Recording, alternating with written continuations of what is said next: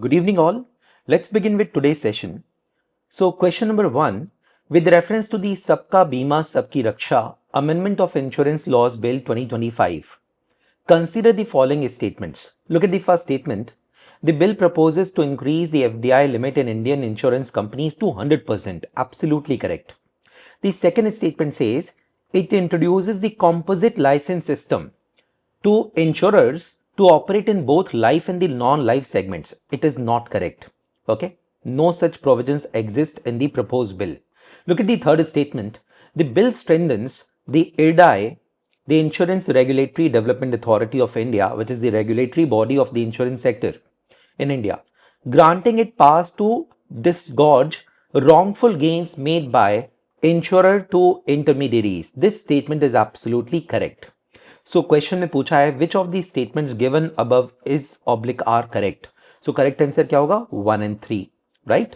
So A for Ahmedabad would be the correct answer. चलिए let's move on to the explanation part. देखते हैं explanation part को. So look at this one. This proposed bill, it seeks to amend the Insurance Act of 1938, the Insurance Corporation of India Act, the Life Insurance Corporation of India Act 1956, the Insurance Regulatory and Development Authority Act of 99, right? And the amendment will raise the FDI limit in the insurance sector from 74% to 100%. तो present में क्या limit है? That is 74%, जिसको enhance करके कितना करना है? 100%, right? So look at the second question. With reference to the G20 Leaders Summit 2025, consider the following statements. The first statement says, it was the first G20 Leaders Summit to be hosted on the African continent. Absolutely correct. It was hosted by South Africa. So first statement is correct. Look at the second statement. The Johannesburg Leaders Declaration prioritized development justice and amplified the voice of the global south, right? So voice of the global south, absolutely correct. The third statement says the summit formally admitted the African Union as a permanent member of the G20 for the first time. अब G20 में present में अगर हम बात करें, जैसे African union के include होने के पहले की अगर हम बात करें, पहले तो प्रीवियस पोजीशन और प्रेजेंट पोजीशन. तो previously what was there? 19 countries थी G20 में including India, right? Including India plus European Union. अब G20 का जो प्रेजेंट समिट हुआ है अभी 2025 में जोहान्सबर्ग में, तो साउथ अफ्रीका समिट के बाद में यूरोपियन यूनियन के साथ में यहां पे एक और ऑर्गेनाइजेशन आ गई, that is African union. Understood? So 19 countries plus 2 organisations. Clear? So the summit formally admitted the African Union as a permanent member of the G20 for the first time. Again correct. Question है, which of these statements given above is oblique are correct? All these statements are correct here. So D for Delhi would be the correct answer. Now let's move on to the next question. So look at the explanation part. Johannesburg, South Africa hosted the first ever G20 summit in Africa. The declaration explicitly foregrounded development justice and global south priorities. The summit fully operationalized the African Union's permanent membership within the G20 framework, right? So all these statements are correct here. You can see this. And also remember that this declaration was adopted despite America's attempt to stop it. Clear? Chaliye. Now let's move on to the next question. Question number 3. With reference to the Bluebird 6 satellite scheduled to be launched by ISRO, consider the following statements. The first statement says that the Bluebird 6 is designed to provide direct-to-device broadband connectivity without dependence on the ground-based cell towers. The first statement is absolutely correct. The second statement says it will operate in low Earth orbit and use one of the largest phased array antennas ever deployed in space. Again correct. The third statement says the satellite has been developed by ISRO. No, it is not developed by ISRO. It is developed by an American company, right? So the third statement is incorrect here. Which of these statements given above is oblique are correct? So 1 and 2 both are correct. A for Ahmedabad would be the correct answer, right? So एक American company है और ये satellite basically कहाँ पे launch होगा? किस orbit में? Low earth orbit में, right? By using the Bahubali satellite launch vehicle of India, right? So Bluebird 6 enables direct to mobile internet connectivity without traditional towers, correct है. It operates in low Earth orbit and carries a massive phased array antenna 2400 square feet, absolutely correct. Clear. तो याद रखिएगा कौन सी company इसको design किया, that is the US based AST space mobile, not ISRO. चलिए now let's move on to the next question. So next question हमने pick किया है एक इंपॉर्टेंट रीजन की वजह से. अभी आपने कुछ समय पहले नोटिस किया होगा कि इथियोपिया में एक वोल्केनो है जो 10,000 ईयर्स के बाद में इरप्ट हुआ है. इसकी वजह से इंडिया में फ्लाइट डिलेज हुई, इंडिया में फ्लाइट डिसरप्शन हुआ और पाकिस्तान में फ्लाइट डिसरप्शन हुआ, राइट. तो आफ्टर ऑल एग्जामिनर यहां से क्वेश्चंस फ्रेम कर सकता है. सो look at the question, consider the following countries. So these are the 6 countries given. How many of the above mentioned countries shares a land border with Ethiopia? So Eritrea, correct. Djibouti, correct. Somalia, again correct. Kenya, also correct. Uganda, no. It has no borders with Uganda. So Uganda is odd man out. Sudan के साथ है, South Sudan के साथ में भी है. तो यहाँ पे क्वेश्चन है how many of the above mentioned countries share a land border with Ethiopia? So correct answer क्या होगा? Correct answer would be only 5. C for Calcutta would be the correct answer, right? And where is Ethiopia? Ethiopia is a landlocked country situated in the African region, particularly in the Horn of Africa, right? Look at the explanation part. ये आपके सामने Horn of Africa है, आप देख सकते हैं इसको. ये आपको ऐसा लगेगा जैसे राइनोसोरस का जो है ये हॉर्न है. अब ये रहा इथियोपिया आपके सामने. It is a landlocked country with Addis Ababa is the capital. So Ethiopia forms its border with Eritrea, with Sudan, with South Sudan, with Kenya, Somalia, right?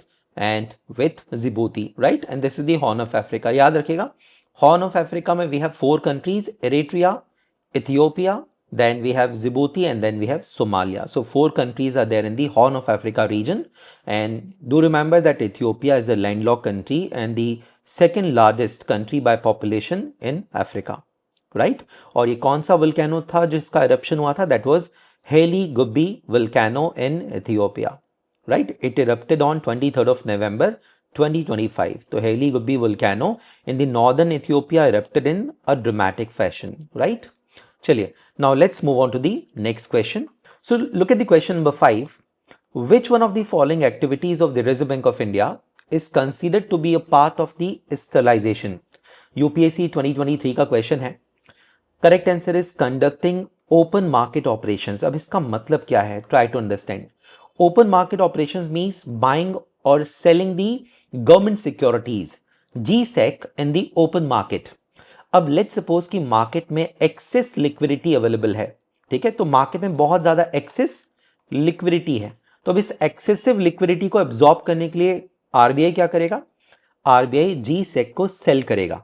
तो जब GSEC को सेल करेगा गवर्नमेंट सिक्योरिटीज को, तो market से जो excessive liquidity है वो क्या होगी? वो एब्जॉर्ब हो जाएगी. और इसका जस्ट ऑपोजिट, जब मार्केट में लिक्विडिटी कम होगी तो RBI GSEC को बाय कर लेगा. Is that clear? So buying and purchasing के थ्रू open market operations RBI conduct करती है और इसका नाम क्या दिया गया है? इसका नाम है sterlization. So I hope you guys understood that through the government securities, through the open market operations and through buying and selling of the government securities, RBI क्या करता है? RBI controls the liquidity in the market, right? So correct answer क्या होगा? Option A.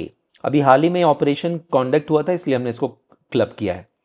So open market operations are one of the tools used by the RBI for the sterlization. And OMOs are the purchase or sale of government securities by the central bank in the open market in order to regulate the money supply in the economy, right? So when the RBI buys the government securities, it injects the liquidity into the economy, while when it sells these securities, it absorbs the liquidity from the economy. Clear है? चलिए, so now let's move on to the next question. अब ये एक बहुत ही important question है. This is Chola and Dokla. Dokla means Doklam के बारे में यहाँ पे बात हो रही है, which is a tri junction.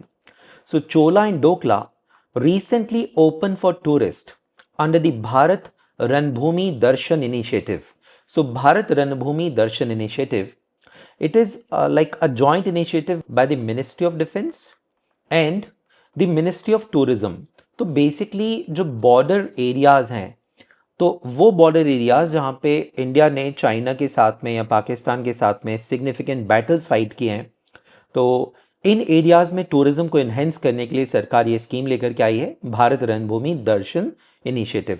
तो जॉइंट इनिशिएटिव है एमओडी का, ministry of defence and ministry of tourism का। और ये जो दोनों साइट्स आप देख रहे हैं, ये दोनों लोकेशंस बेस्ड हैं सिक्किम में, राइट। और ये जैसे चोला की हम बात करें, तो जो चोला पास है, यहाँ पे जो बैटल फाइट हुआ था, इट वाज समवेयर इन 1966-67। वहीं डोकलाम कॉन्फ्लिक्ट था, जो ये मोर देन 70 डेज का कॉन्फ्लिक्ट था, 73 डेज अराउंड, और ये 2017 में हुआ था, राइट। एंड डोकलाम जो है, that is a tri junction between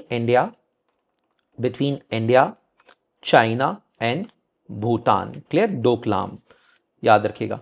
so चलिए, now let's move on to the explanation part. Explanation एक बार चेक करते हैं। So look at this one. Chola was a site of conflict during the 1967 Indo China skirmishes, where Indian troops decisively repelled Chinese forces. Indira Gandhi was the prime minister here. Doklam was the location of a 73-day military standoff between the Indian and the Chinese troops in 2017. Clear? So do remember that Bharat Ranbhoomi Darshan is a flagship initiative by the Ministry of Defense and the Ministry of Tourism. Clear, इसमें Galwan valley को भी शामिल किया गया है, जहां पे clashes हुए थे इंडिया और चाइना के बीच में। डोकलाम को भी शामिल किया गया है। So I hope you understood. Now let's move on to the next question. So question number 7 is, with reference to the Ratel hydroelectricity project, consider the following statements. The first statement says, it is a run-of-river hydroelectricity project constructed on the Chenab River. Absolutely correct. The first statement is absolutely correct. It is being constructed on the Chenab River. Second statement says, the project is located in the Kishtwar district of Jammu and Kashmir. Again correct. Pakistan has objected to the project and allegations क्या है? Violation of the Indus Water Treaty of 1960. Again correct. Question है, which of the statements given above are correct? So correct answer होगा D for Delhi, 1, 2 and 3. All the statements given are correct here. Look at the explanation part. So Ratel is a 850 megawatt run-off river project on the Chenab River. It is located on the Kishtwar district of Jammu and Kashmir. Pakistan has repeatedly objected, right. अब यहां देख सकते हैं आप, ये company है MEIL, मतलब mega engineering company है, जिसको एक कॉन्ट्रैक्ट मिला हुआ है। अब ये 850 मेगावाट के रेटल पावर प्रोजेक्ट को कंस्ट्रक्ट कर रही है, लेकिन इसको कॉन्जिक्यूटिवली थ्रेट्स मिल रहे हैं, पॉलिटिकल इंटरफेरेंस हो रहा है यहाँ पे। तो इस वजह से कंपनी ने थ्रेट किया है। कंपनी ने कहा है कि या तो आप इसको बंद करिए, इस पॉलिटिकल इंटरफेरेंस को और थ्रेट्स को, और एक पॉजिटिव इकोसिस्टम बनाइए so that we can finish this project ASAP, और अगर नहीं तो we will quit this project. Clear? तो ये टॉपिक न्यूज में था। चलिए, now let's move on to the next question. So look at the question number 8। Rapid financing instrument and rapid credit facility are related to the provisions of lending by which of the following? Correct answer is IMF, International Monetary Fund, right? तो ये दो अलग अलग instruments हैं, आपको पता होना चाहिए इन इंस्ट्रूमेंट्स के बारे में, और ये प्रीवियस ईयर का क्वेश्चन है, 2023 में क्वेश्चन पूछा गया है। So rapid financing instrument provides rapid financial assistance which is available to all the member countries of the IMF facing an urgent balance of payment crisis. The RFI was created by the IMF, right? And the rapid credit facility की अगर हम बात करें, it provides rapid concessional financial assistance to the low income countries. तो पहले वाला जो case है rapid financial instrument, ये कब मिल रहा है? ये बेसिकली मेंबर कंट्रीज को मिल रहा है IMF की, और ये बेसिकली किस सिनेरियो में मिल रहा है? बैलेंस ऑफ पेमेंट क्राइसिस के सिनेरियो में। वहीं सेकेंड वाले की अगर हम बात करें रैपिड क्रेडिट फैसिलिटी की, तो ये बेसिकली कंसेशनल रेट पे आपको लेंडिंग मिल रही है, आपको लोन मिल रहा है, और ये लो इनकम कंट्रीज के लिए है। पर्टिकुलरली किसके लिए? For the low income countries facing an urgent balance of payment need. The RCF was created under the IMF's poverty reduction and growth trust. तो जो सेकेंड वाला ऑप्शन है वो बेसिकली लो इनकम कंट्री के लिए है, और बैलेंस ऑफ पेमेंट क्राइसिस अगर होता है उस सिचुएशन के लिए भी है, और कंसेशनल रेट में मिलेगा आपको। और ये किस प्लान का हिस्सा है? ये poverty reduction and growth trust, PRGT का हिस्सा है, right. Now let's move on to the next question. Question number 9, consider the following statements. ये प्रीवियस ईयर का क्वेश्चन है, UPSC 2022 प्रीलिम्स का।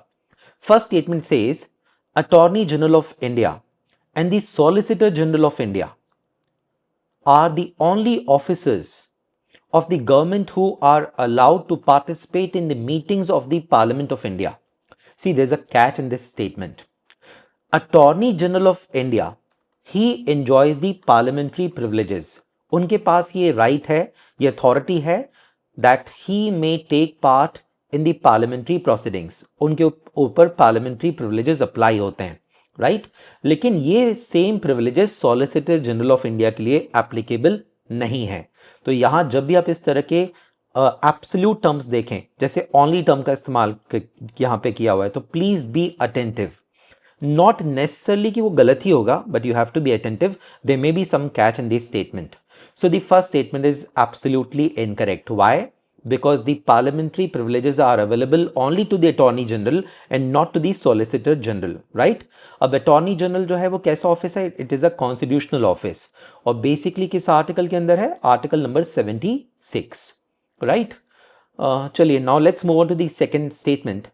According to the Constitution of India, the Attorney General of India submit his resignation when the government which appointed him resigns. देखिए यहाँ ये जो first statement है, there is a catch. According to the constitution of India, constitution is of India, the constitution of India is silent on the resignation of the attorney general of India. Basically attorney general of India जो है वो pleasure of president of India पे होते हैं. तो जब वो pleasure समाप्त होगा, उनका जो कार्यकाल है वो समाप्त हो जाएगा. लेकिन यहाँ पे कॉन्स्टिट्यूशन ऑफ इंडिया में उनके रेजिग्नेशन को लेकर के इस तरह की कोई भी शर्त explicitly mentioned नहीं है. So second statement is also incorrect. यहाँ पे क्वेश्चन पूछा है which of the statements given above is oblique are correct. So यहाँ पे क्या होगा? neither one nor two. So D for Delhi would be the correct answer, right? Look at the explanation part, just a moment. So according to Article 76(1), the President shall appoint a person who is qualified to be appointed as a judge of the Supreme Court to be Attorney General of India. Attorney General has the right to speak and to take part in the proceedings of both the houses of parliament or their joint sitting and any committee of the parliament of which he may be named a member but without a right to vote. तो वो participate कर सकते हैं लेकिन उनके पास में कोई भी right to vote नहीं है parliament में. He enjoys all the privileges and immunities that are available to a member of parliament. Absolutely correct. Clear? Absolutely correct. Which article? मुझे आप comment box में जरूर बताइएगा. According to Article 76(4), the Attorney General shall hold office during the pleasure of the President of India and shall receive such remunerations as the President may determine. Clear? तो pleasure of President of India पे होते हैं. कोई job security, कोई guarantee नहीं है job की. जब चाहे तब President of India may sack him. Clear? So there is no mention in the Constitution of India जहाँ पे इस तरह का कोई भी provision exist करता हो. So I hope you guys understood. चलिए मिलेंगे हम next सेट ऑफ क्वेश्चंस के साथ में नेक्स्ट सेशन में. बाय बाय, टेक केयर, जय हिंद.